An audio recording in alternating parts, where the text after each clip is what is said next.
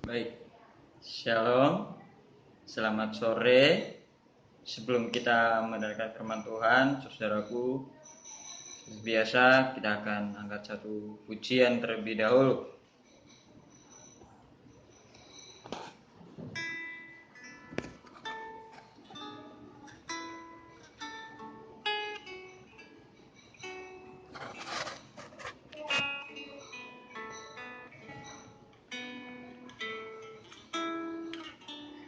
Tenanglah kini hatiku, Tuhan memimpin langkahku. Amin. Di tiap saat dan kerja tetap ku rasa tangannya. Tuhanlah yang membimbingku, tanganku dipegang teguh. Hatiku berserah penuh, tanganku dipegang teguh.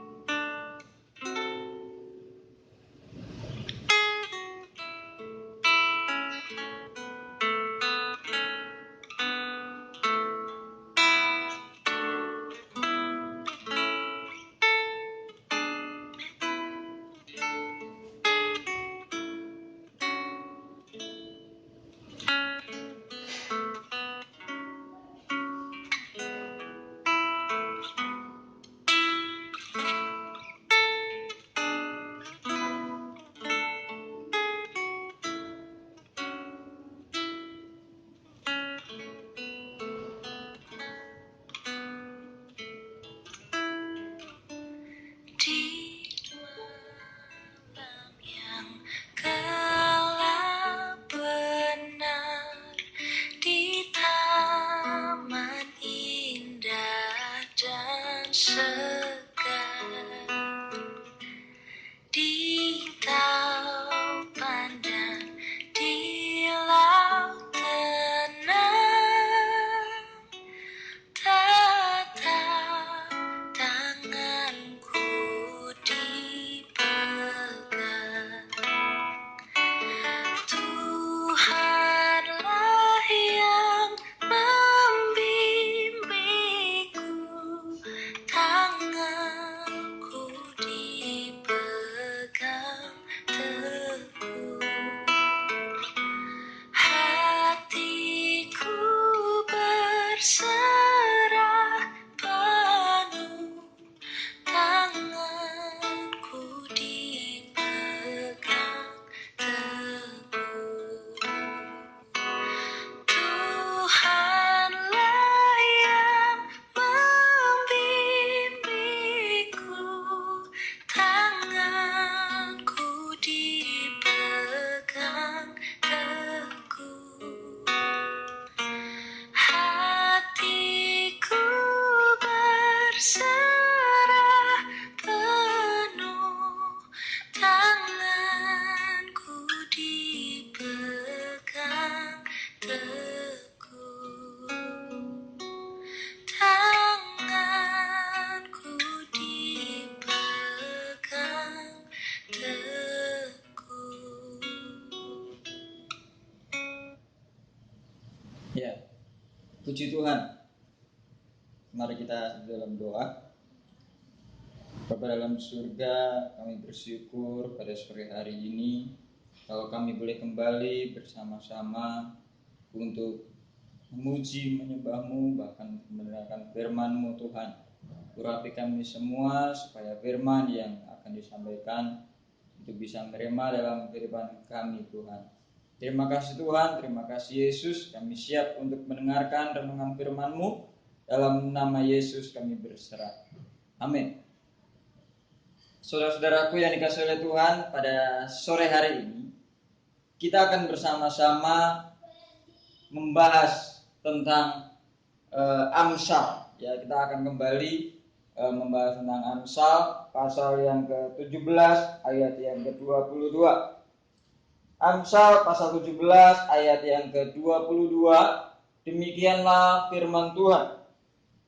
Hati yang gembira adalah obat yang manjur, tapi semangat yang patah mengeringkan tulang. Sekali lagi, ya, ayat ini berkata bahwa hati yang gembira adalah obat yang manjur, tapi semangat yang patah mengeringkan tulang. Nah, saudaraku yang dikasihi oleh Tuhan, situasi kondisi saat ini semakin membuat orang-orang cemas, membuat orang-orang khawatir, membuat orang-orang takut. Ya, apalagi semua diperpanjang ya sampai pada akhir April. Dan rencananya Mei itu juga kita nggak tahu. Kalau memang Tuhan berkehendak berarti sampai akhir Mei, ya. Nah, pada sore hari ini firman Tuhan mengingatkan bahwa hati yang gembira itu adalah obat yang manjur, tapi semangat yang patah itu mengeringkan tulang. Saudaraku yang dikasihi oleh Tuhan, hati yang gembira itu berarti segala sesuatu yang kita lakukan, ya, segala sesuatu yang kita hadapi hari-hari ini, ketika kita menghadapi dengan bersukacita, bergembira, tetapi bukan karena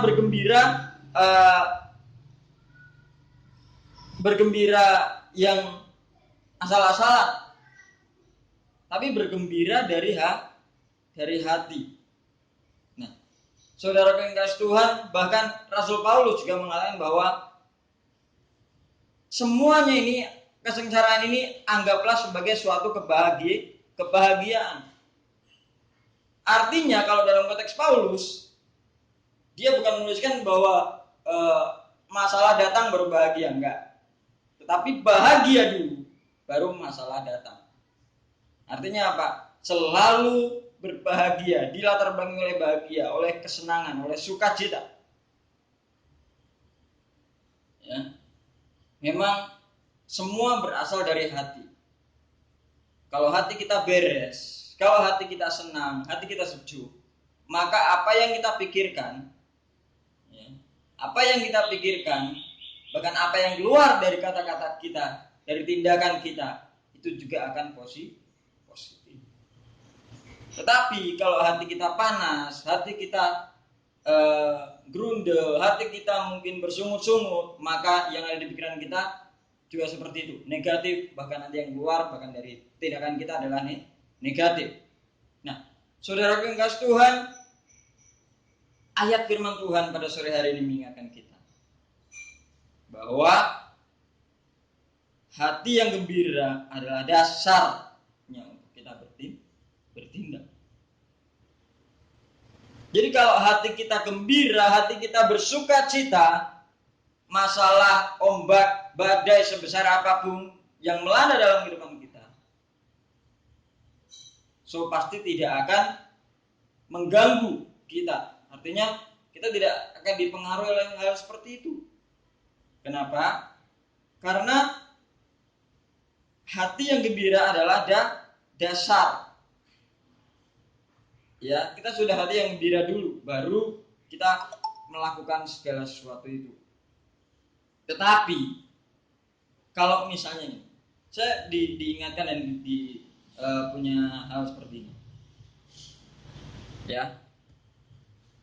Ketika kita sudah gembira, sudah senang duluan atau sukacita. Ya. Misalnya ujian, entah itu ujian nasional, entah itu ujian sekolah, tes. Ketika kita belajar dengan sukacita, bahkan kita menghadapi ujian itu dengan, oh iya, aku tahu, aku yakin aku pasti bisa, ya kita akan bisa. Tetapi sebaliknya, ketika kita sudah merasa susah dulu, ya jadilah apa yang kita imani, susah beneran. Ya. Itu semua tergantung dari sini. Dan juga tergantung dari niat tentunya. Ya. Jadi segala sesuatu itu dipengaruhi oleh hati dan pikiran. Karena keduanya ini saling bersangkutan. Ketika hati kita beres, pikiran kita beres, ya, hati kita senang, pikiran kita juga memikirkan hal yang positif, pastilah yang keluar dari tindakan kita, yang keluar dari kata-kata kita adalah tindakan dan kata-kata yang positif.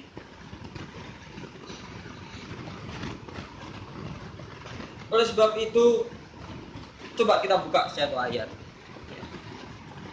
Yakobus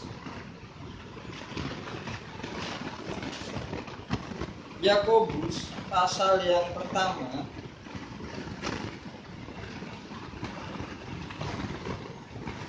ya, ayat yang kedua dan ketiga. Saudara-saudaraku, anggaplah sebagai suatu kebahagiaan apabila kamu jatuh ke dalam berbagai-bagai pencobaan, sebab kamu tahu bahwa ujian terhadap imanmu itu menghasilkan ketekunan. Artinya kita diajak untuk anggaplah sebagai suatu kebahagiaan kalau kamu jatuh atau kamu menerima pencobaan, ujian dari Tuhan. Loh, gimana caranya?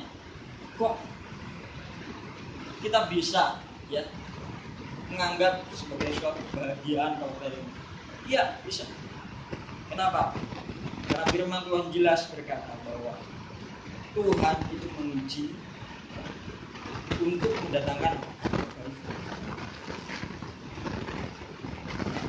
Tentunya Tuhan ingin melihat motivasi kita, hati kita ketika menghadapi masalah.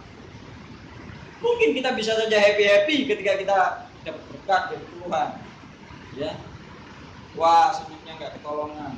Tapi ketika masalah yang ada dalam kehidupan kita, ketika badai itu melanda kehidupan kita, tapi kita masih bisa bersyukur.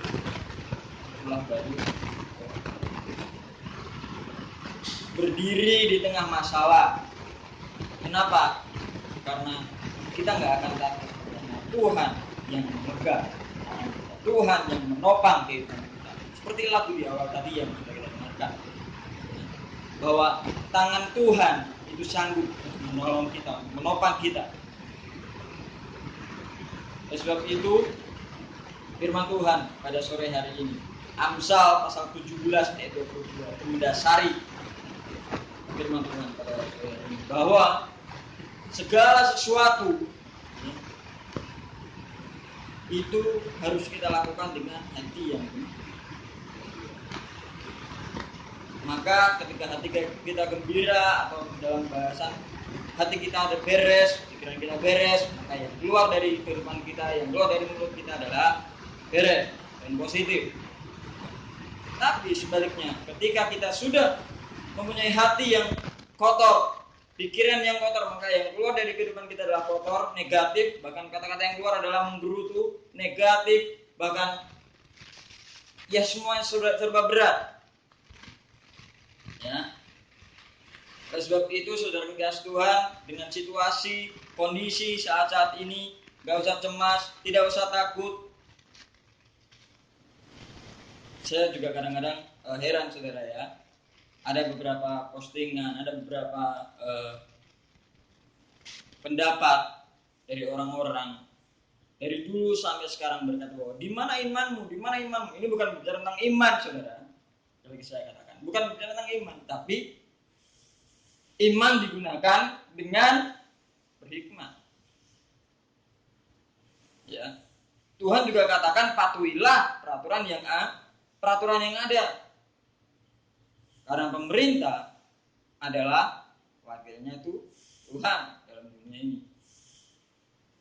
Maka sebab itu mungkin kita dengar berita-berita, ya.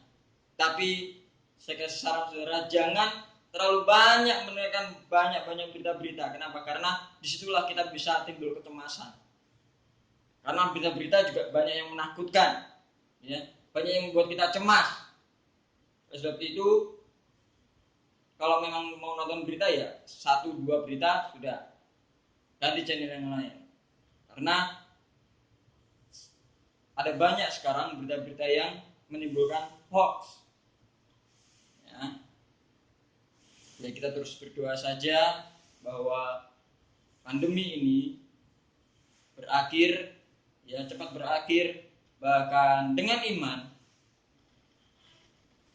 Mei sudah berakhir. Memang ada situasi kondisi yang berkata bahwa kalau semua taat peraturan, nggak usah nunggu Mei, nggak apa-apa, pasti bisa. Tapi ya inilah namanya kehidupan orang Indonesia, ya. Banyak alasan ABC, ya. Tapi sebenarnya itu nggak penting. Saudara kasih Tuhan, dan lagi saya katakan, sebagai orang Kristen, sebagai orang yang percaya kepada Tuhan, kita tidak usah takut.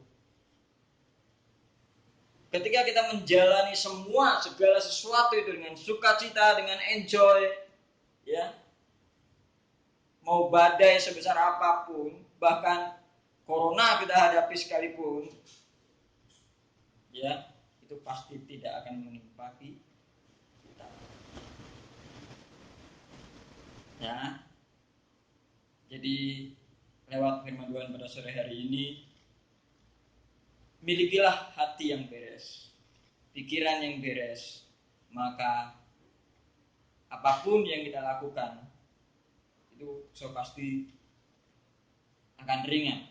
Tapi sebaliknya, ketika hati kita nggak beres atau hati kita memburuk, hati kita bersungut-sungut, maka seperti bangsa Israel, ya, mereka bersungut-sungut. Kita jadi ingat bangsa Israel,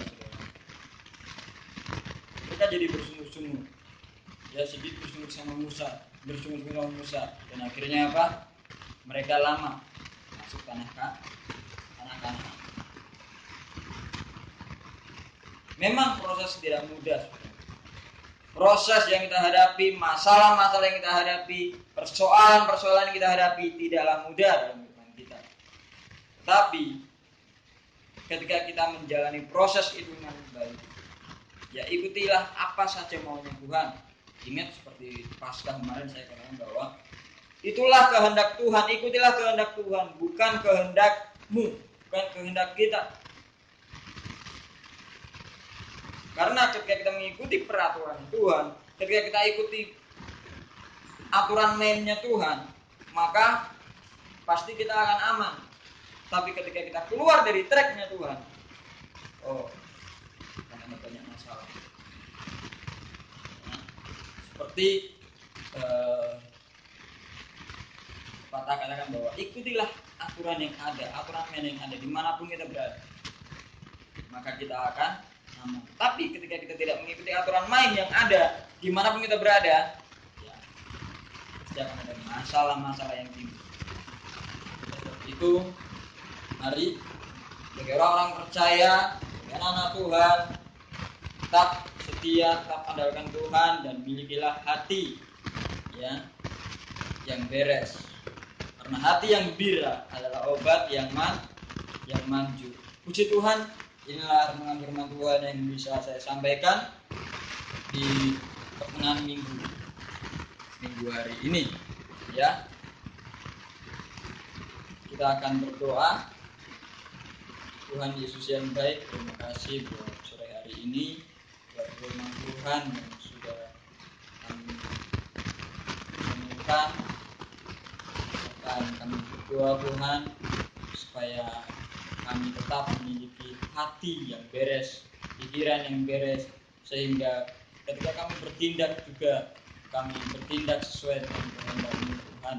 Terima kasih Tuhan, terima kasih Yesus, firman Tuhan mengingatkan kami Tuhan bahwa ketika kami melakukan segala sesuatu dengan hati yang bersukacita, dengan hati yang tulus, dengan hati yang bersandar hanya kepadamu saja Tuhan, maka semuanya itu akan kami lewati bersama dengan Engkau. Kami tahu kami tidak sendirian, kami tahu Engkau selalu ada bersama-sama dengan kami. Oleh sebab itu Tuhan, tidak ada alasan kami bersungut, tidak ada alasan kami tidak mengandalkan Engkau Tuhan. Terima kasih Tuhan, terima kasih Yesus. Akhiri dengan firman Tuhan pada hari ini dalam nama Tuhan Yesus Kristus. Haleluya. Amin.